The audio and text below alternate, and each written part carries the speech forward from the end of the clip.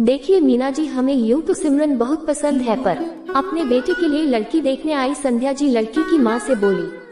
पर क्या संध्या जी? मीना जी पति चेतन जी को देखते हुए बोली। पर मैं चाहती हूँ बात आगे बढ़ाने से पहले मैं सिमरन बेटा से थोड़ी देर अकेले में बात करूँ।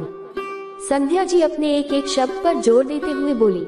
जी। मीना जी और चेतन जी के साथ साथ संध्या जी के पति महेश जी भी हैरानी से उन्हें देखने लगे। अब संध्या जी ने बात ही ऐसी की थी। विवाह की बात करने पर लड़का लड़की को अकेले में बात करने के लिए छोड़ा जाता है, पर यहाँ तो लड़के की माँ लड़की से अकेले में मिलना चाहती थी। ये एक अजूबा ही तो था।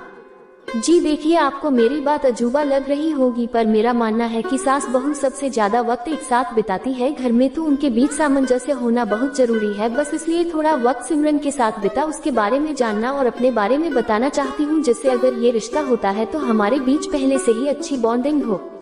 संध्या जी सबके आश्चर्यचकित चेहरे देख बोली, क्योंकि मीना जी और उनके पति को अपनी बेटी के लिए ये घर और वर हर मायने में उपयुक्त लगा था, और संध्या जी भी एक संभ्रांत और शिक्षित महिला थी, इसलिए उन्होंने संध्या जी के लिए अनोखी बात भी मान ली और सिमरन संध्या जी को अपने कमरे में ले आई।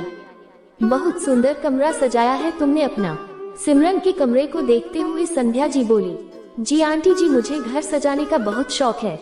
अपनी तारीफ सुन सिमरन मुस्कुराते हुए बोली। अच्छी बात है बेटा, पर क्या रिश्ते सजाने का भी शौक रखती हो? संध्या जी सिमरन की तरफ देख बोली। मैं कुछ समझी नहीं। सिमरन अचानक से उठ खड़ी हुई। अरे बेटा बैठो। अच्छा ये बताओ, ये जो तुम्हारे परिवार की तस्वीर है, इसे किसने यहाँ लगाया? संध्या जी उसे बैठाती हुई सामने लटकते 4 फोटो वाले फोटो फ्रेम को देख बोली। वो आंटी जी, मैंने पूरे परिवार को एक सूत्र में बांध कर रखा है मैंने यहाँ। सिमरन फिर बोली। बेटा, परिवार को एक सूत्र में बांध कर रखना बहुत अच्छी बात है। हर लड़की मायके में ये बाखूबी करती है, क्योंकि बेटियां अपने परिवार को ले ज्यादा ही भावुक होती है। पर क्या तुम बहू बनने के बाद भी परिवार को एक सूत्र में बांध कर रख पाओगी? संध्या जी प्यार से बोली। आंटी जी, परिवार परिवार होता है, चाहे मायके का हो या ससुराल का। वैसे भी मायके का परिवार हमें जन्म से मिलता है तो वो अपना होता ही है, पर ससुराल के परिवार को अपना बनाया जाता है अपने व्यवहार से। इसलिए मैं जिस घर भी बहू बनकर जाऊंगी, ऐसे ही उस परिवार को भी एक सूत्र में बांध कर रखूंगी। और हाँ, मुझे मेरी मम्मी ने रिश्ते संभालना भी बाखूबी सिखाया है। सिमरन ने जवाब दिया। बहुत अच्छा बेटा। देखो सिमरन, मेरी कोई बेटी नहीं है, 2 बेटे ही है, ये तुम जानती हो। बेटी की ख्वाहिश थी पर पूरी हो नहीं पाई। तुम मेरी बेटी बनो, इससे पहले मैं तुम्हारी माँ बनना चाहती हूँ। तुम अपने दिल की हर बात मुझसे कह सकती हो। अपनी पसंद नापसंद मुझे बताओ, जिससे तुम उस घर में आओ तो तुम्हें यहाँ जैसा ही लगे। संध्या जी बड़े प्यार से बोली। संध्या जी का प्यार और अपनापन देख खुशी से सिमरन की आंख भर आई। आंटी जी, आप मुझे उस घर के हर सदस्य की पसंद नापसंद बताइए, जिससे मैं उस घर में आऊँ तो सबको खुश रख सकूँ। रही मेरी पसंद नापसंद की बात, तो वो तो मैं अपनी इस माँ को कभी भी बता सकती हूँ। सिमरन मुस्कुराते हुए बोली। अरे वाह, मैंने आंटी से माँ का सफर तय कर लिया, मतलब तुम्हें ये रिश्ता मंजूर है।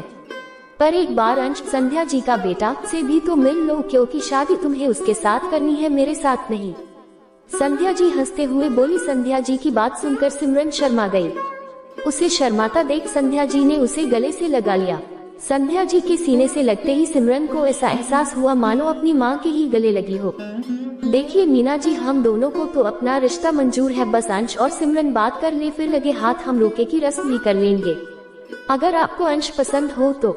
सिमरन के साथ संध्या जी बाहर आकर बोली। बेटी के चेहरे की खुशी देख माता पिता को संतोष हुआ।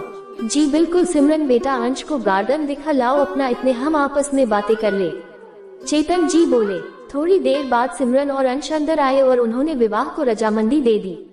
संध्या जी ने तभी शगुन दे सिमरन को ऑफिशियली अपनी बहू बना लिया। मीना जी और चेतन जी ने भी अंश का टीका कर उसे शगुन दे दिया। इस तरह एक खूबसूरत रिश्ता जुड़ गया, 2 लोगों के बीच नहीं, 2 परिवारों के बीच।